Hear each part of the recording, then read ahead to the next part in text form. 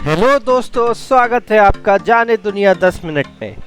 आज का हमारा विषय है what are coral reefs and where are they located. तो चलिए शुरू करते हैं आज का वीडियो। कोरल रीफ बड़े पानी के नीचे की संरचनाएं हैं जो पुरानी समुद्री इनवर्टिब्रेट्स या बिना रीढ़ की हड्डी वाले जीव के कंकालों से बनी है, जिन्हें कोरल या मूंगा कहा जाता है। कोरल की प्रजातियां जो रीफ बनाती हैं हार्ड कोरल के रूप में जानी जाती हैं, क्योंकि वे कठोर टिकाऊ एक्सोस्केलेटन बनाने के लिए सी वाटर से कैल्शियम कार्बोनेट निकालते हैं, जो उनके नरम शरीर की रक्षा करता है। कोरल की अन्य प्रजातियां जो रीफ बिल्डिंग में शामिल नहीं है, उन्हें सॉफ्ट कोरल के रूप में जाना जाता है। इस प्रकार के कोरल लचीले जीव होते हैं जो अक्सर पौधों और पेड़ों से मिलते जुलते होते हैं। नीचे कमेंट्स में हमें जरूर बताइए कि क्या आपने कभी मूंगे की ज्वेलरी देखी है, और साथ ही साथ अभी के अभी ही चैनल सब्सक्राइब कर लीजिए ताकि आप आगे आने वाले कोई भी वीडियोस मिस न करें। आइए चले वापस वीडियो पर। प्रत्येक कोरल को एक पॉलिप के रूप में जाना जाता है। कोरल पॉलिप्स अपने पूर्वजों के कैल्शियम कार्बोनेट एक्सोस्केलेटन पर रहते हैं और मौजूदा कोरल संरचना में अपने स्वयं के एक्सोस्केलेटन को जोड़ते हैं। सदियों के बीतने के साथ कोरल रीफ धीरे धीरे बढ़ता है। कोरल दुनिया भर के महासागरों में पाए जाते हैं। अलास्का के एलुसियन द्वीप से लेकर कैरेबियन सी के गर्म ट्रॉपिकल जल तक। सबसे बड़ी कोरल रीफ्स ट्रॉपिक्स और सब ट्रॉपिक्स के क्लियर शैलो पानी में पाई जाती हैं। इन कोरल रीफ सिस्टम में सबसे बड़ा ऑस्ट्रेलिया का ग्रेट बैरियर रीफ है, जो 2400 किलोमीटर लंबा है। समुद्र के तल का केवल 20% का ही एक्सप्लोरेशन किया जा सका है, इसलिए वैज्ञानिकों को लगातार कोरल रीफ्स मिल रहे हैं। कोरल की सैकड़ों प्रजातियां हैं, जिसके कारण उनके बहुत से अलग अलग रंग रूप हैं। कोरल दो तरीके से खाना खाते हैं।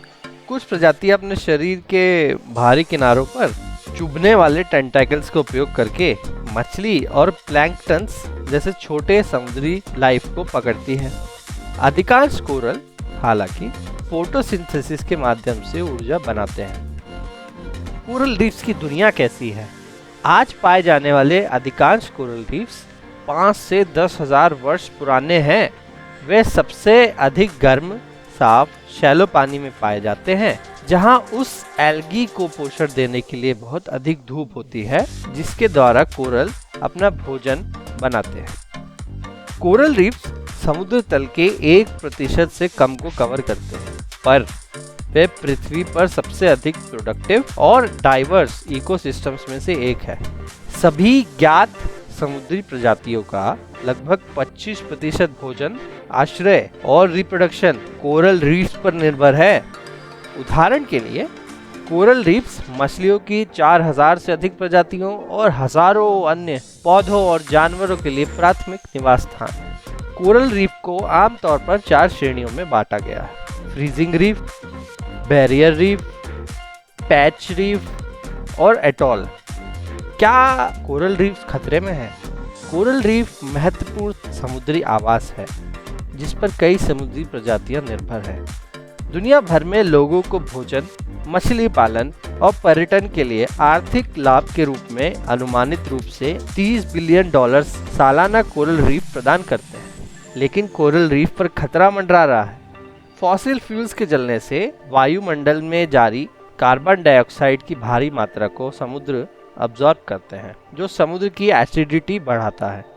इसके कारण कोरल की कैल्शियम कार्बोनेट एक्सोस्केलेटन, जिस पर वे आश्रय के लिए भरोसा करते हैं, उसकी उत्पादन करने की क्षमता प्रभावित होती है।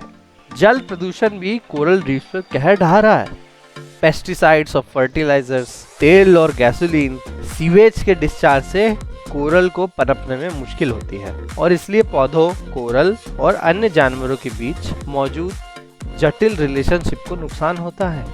क्योंकि ग्लोबल वार्मिंग के कारण दुनिया के महासागरों का तापमान बढ़ रहा है, कोरल पॉलिप्स उस एल्गी को निष्कासित कर देते हैं जिस पर वे भोजन के लिए निर्भर करते हैं। इसके बाद मूंगा अपने शानदार रंग खो देता है, और जो बचा हुआ दिखता है वे सफेद एक्सोस्केलेटन है। इसको कोरल ब्लीचिंग कहा जाता है। जिन कोरल कॉलोनीज के साथ ऐसा होता है, वे आमतौर पर मर जाते हैं। अब ग्रेट बैरियर रीफ का क्या भविष्य है? दुनिया में सबसे बड़ा coral reef Great Barrier Reef कम से कम 400 अलग अलग प्रजाति के कोरल और हजारों विभिन्न प्रजातियों की मछलियों, मॉलस्क, समुद्री सांप, समुद्री कछुए, व्हेल, डॉल्फिन और पक्षियों का घर है। दुनिया के अन्य कोरल रीफ्स की तरह ये खूबसूरत कोरल रीफ भी खतरे में है। 2016 में एक हीट वेव ने ग्रेट बैरियर रीफ में कोरल के एक बड़े प्रतिशत की कोरल ब्लीचिंग कर दी। अध्ययन में पाया गया कि रीफ के सिर्फ उत्तरी हिस्से में 60% से अधिक शैलो वाटर कोरल में कुछ हद तक ब्लीचिंग हुई और 30% कोरल मर गईं। स्वस्थ कोरल चट्टानें स्वस्थ महासागरों की ओर ले जाती हैं और स्वस्थ महासागर पृथ्वी पर सभी जीवन के लिए महत्वपूर्ण है।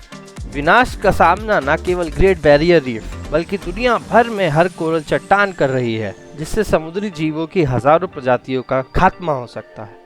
इसके कारण वर्तमान में कोरल्स द्वारा संरक्षित तटीय क्षेत्र तूफानों के दौरान और अधिक आसानी से बाढ़ग्रस्त हो जाएंगे और $30 बिलियन का उद्योग कोरल रीफ्स के कारण जो चल रहा है वो भी ढह सकता है।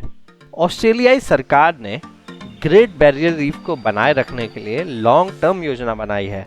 योजना समुद्र में डंपिंग सामग्री और केमिकल्स को बहुत कम करने और अंततः अवैध शिकार को भी कम करने को रेखांकित करती है। वैज्ञानिकों ने कोरल की ऐसी मजबूत प्रजातियों को रिप्रोड्यूस करने के लिए भी काम किया है और रिसर्च कर रहे हैं जो कि गर्म पानी में रेजिस्टेंट होते हैं और तेजी से बढ़ते हैं। ये संभव है कि ये तकनीक रीफ के पुनर्निर्माण में मदद कर सके और कोरल ब्लीचिंग की घटनाओं से बचने की अधिक संभावना बना सके। मैं आशा करता हूँ आपको ये वीडियो पसंद आया होगा। What are coral reefs and where are they located से जुड़े अपने सवाल और विचार जरूर कमेंट्स में बताएं। लाइक करें इस वीडियो को और शेयर एंड सब्सक्राइब करें इस चैनल को ताकि आपको आगे भी ऐसी जानकारियां मिलती रहे। तो मिलते हैं अगली बार।